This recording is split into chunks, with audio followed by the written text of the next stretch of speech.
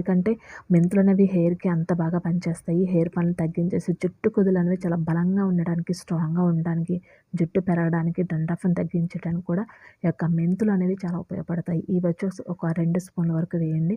ముందు ఎందుకు వేయలేదంటే ముందుగానే వేసేస్తే కనుక వేడికి ఎక్కువసేపు మనం ఆయిల్ మరగబెడతాం కాబట్టి మాడిపోయే ఛాన్స్ ఉంటది. కాబట్టి అలా కాకుండా లాస్ట్‌లో కొంచెం ఇంకొక 2 మినిట్స్ అలా ఉంది అనిపించుకొని అప్పుడు వేసుకుంటే సరిపోతుందనమాట.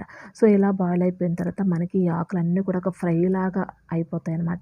అప్పుడు మనం స్టవ్ ఆఫ్ చేసేసుకుంటే సరిపోతుంది.